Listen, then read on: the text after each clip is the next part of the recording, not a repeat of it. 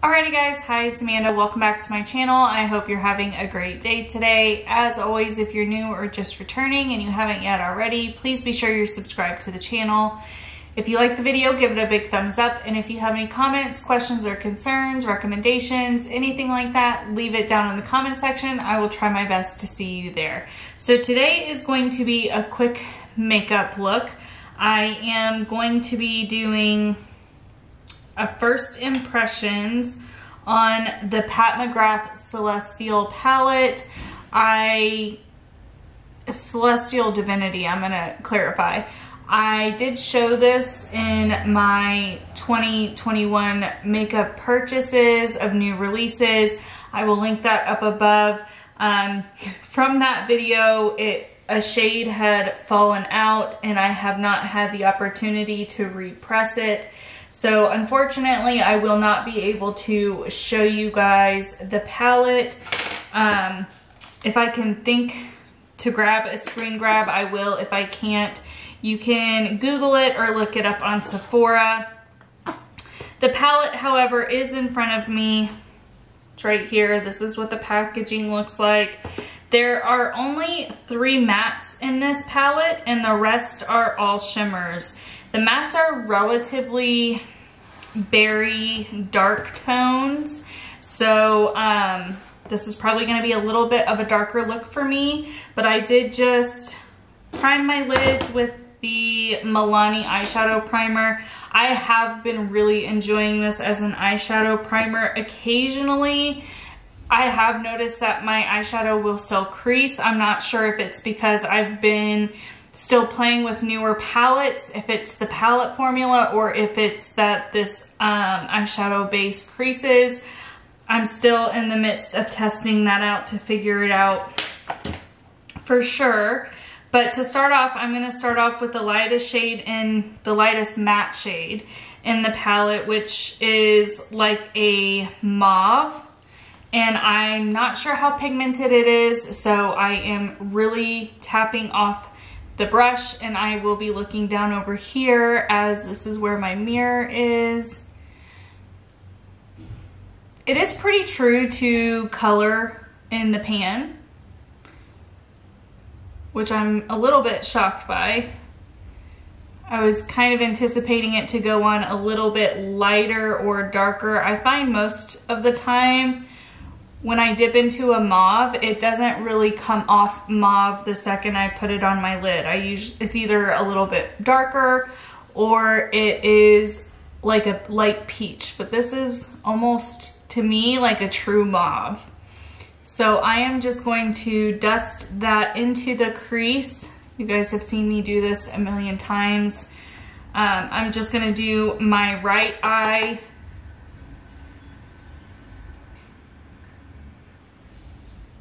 And then I will zoom you guys in to do my left eye on camera, and I will probably do the left.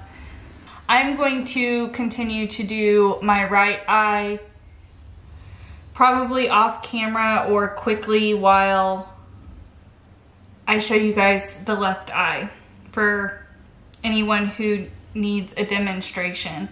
So I'm just going to tap it on like I typically do when I'm setting a shade for the first time. I tap, swipe. I don't know how else to describe this technique that I do, is I just tap it and swipe it, and then I just take the very end and I blend it into my crease.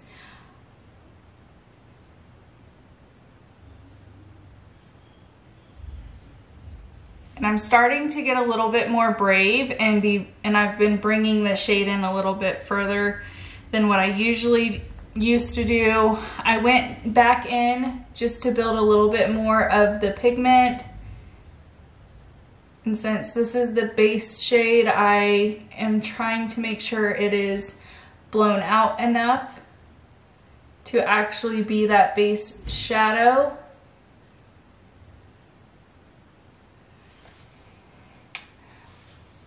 It's pretty pigmented, but it is slightly patchy.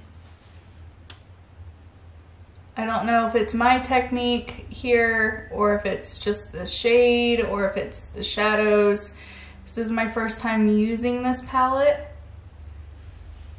it's blending out really effortlessly for me, but as far as like the color, it's not really packing on. Let me get a packing brush. So I'm gonna get this flat little brush, hopefully it focuses, and just tap into the shade. I'm gonna knock off the excess and try and see if using a packer will alleviate some of that patchiness. I am slightly tugging on my eye. Don't do that if you can prevent it.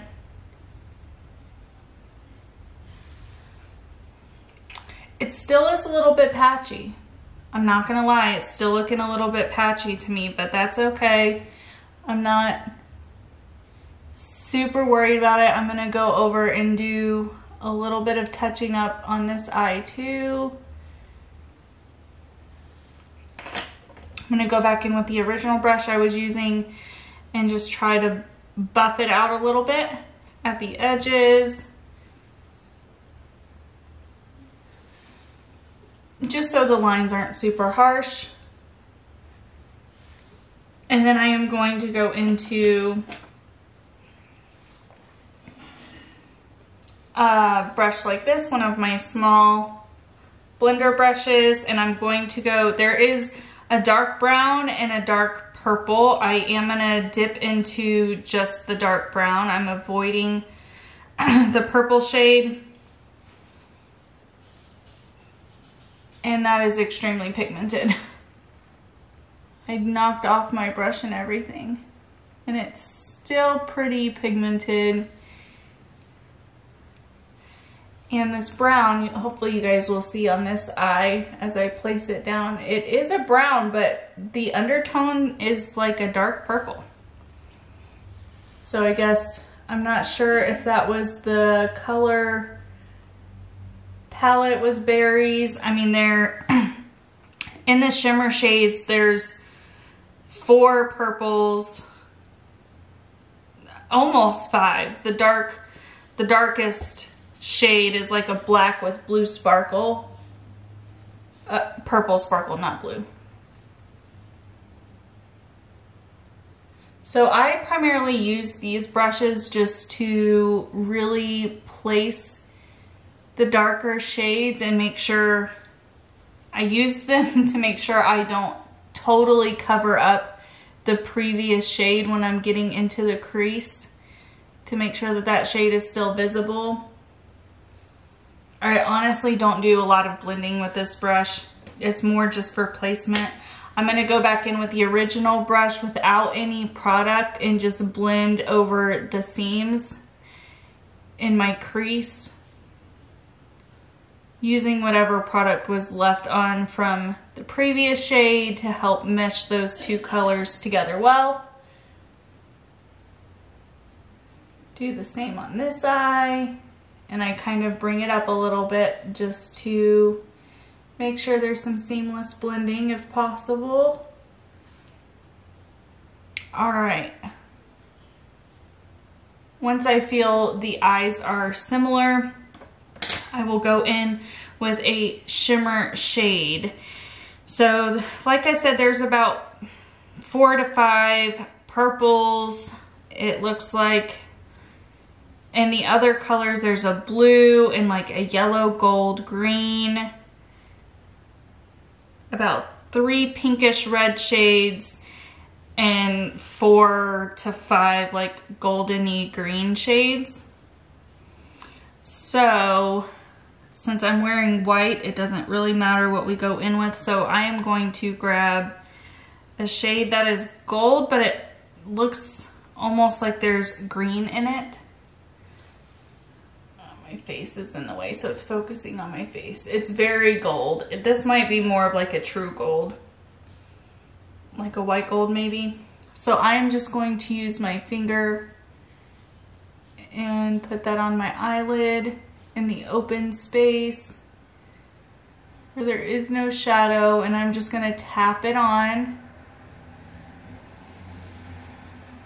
It would probably perform a little bit better if you put concealer or glitter glue under it. Most shimmers or glitter shades do perform better with some kind of tacky base. I am not talented enough yet. Hopefully with practice I'll get there to be able to cut my crease. So I always fake my crease doing this method. And I don't have any glitter glue. I keep meaning to grab the NYX glitter glue and I just haven't. It keeps slipping my mind whenever I'm at the makeup store, which I haven't been in a little while anyways. So what I'm going to do is just to really mesh those colors, is I am going to go in with another shimmer in here, which is like a dark gold brown shimmer, and I'm just going to take a little bit of that and tap it on the edge here. I don't know if this is really gonna show up or not in the look. It's more just to help the blend from the really stark shimmer to the matte shades. Maybe not be as obvious. I don't know if you guys can tell that that step was done. So what I am going to do now is I am going to go ahead and do the rest of my makeup, zoom you guys out, and I will show you guys the final product and talk to you guys about the palette from first impressions. So I will be right back. Alrighty guys, so we are back. This is the completed look.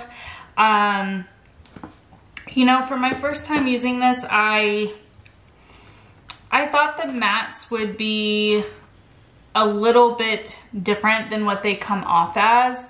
However, I don't have any issues with them. I think the overall look came together.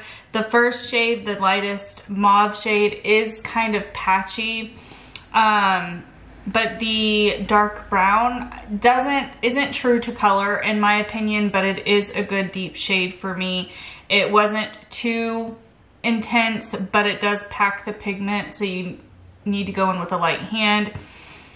From the shimmers that I used, they are beautiful. I wish I could show you guys, but if you look it up on online, or if you have the palette, the shade that I used was the it's on the bottom row, the second from the left. That is the shade I used all over the lid, and then on the top row, the second from, bottom from the right, and on the top, it's the second from the left that I used on the outer part here, just to blend the matte and the shimmer together more seamlessly with a darker shimmer shade. I did put a thin little line of eyeliner on and some mascara. I didn't put anything on the bottom lash line. I typically don't. Maybe I'll get there. Maybe I'll get to venturing outside my box more and putting some color on my lower lash line. Overall, I like the palette, considering I've only used the 2 shimmer shades. They are very pretty. I don't know how long lasting they are. So as far as first impressions of using it and putting it on the lid, although I didn't use a base other than the original eyeshadow base I used, it is sticking. I had hardly any fallout, which is amazing with a glitter shade like this. It is pretty reflective. I don't know how much of the shimmer comes through on camera, but in real life it is very sparkly. It is one of the more sparkly shades I have without using a topper on top of the glitter shade. So I am impressed with that. I'm hoping these other shimmer shades are also just as intense as this one. It seems to be, this one may be packed a little bit different. The texture on top is different than some of the other ones. I don't have the sleeve that came in here to identify which shades were what, but the names are on the back. I just don't want to continue to lift up the palette more than I have to due to that one shade being broken. And again, I think that's probably more of a packing error than anything else. When I showed it in that video, you see it fall out. I will link that video above. The only other palette that I got that I have not done or that you guys haven't seen the first impression on is this smaller Pat McGrath palette. And I did do a tutorial on it, like a first impressions thing, but I lost the sound. If you guys are interested in me doing a look with this and then maybe doing like a wear time test, let me know. Otherwise, I'm sure this will be featured in other videos, but I can't do a first impression since that video is kind of gone. But with all of that being said, guys, my final thoughts is it's $78. I honestly wouldn't recommend it to anybody unless you don't have shades that are in this palette. Although they are pretty, I have shades very similar to most of these. It just will come down to performance, but for the cost, it's expensive, and I'm not sure if this is a product that's going to be available year-round. I think this might have been just until they sold out, maybe. I went back and it was out of stock, so I don't know if there's going to be a restock. So I don't feel like you have to have this palette to achieve this look. I think I have achieved this look with any palette that I have with gold shimmers or berries or a mixture of a couple of palettes that I have. If you guys are interested in any kind of dupe videos like that, let me know. I will sift through my collection and do one of the dupe videos like I have before. But with all of that being said, I hope you guys enjoyed this quick little first impressions, and I hope you have a good rest of your day.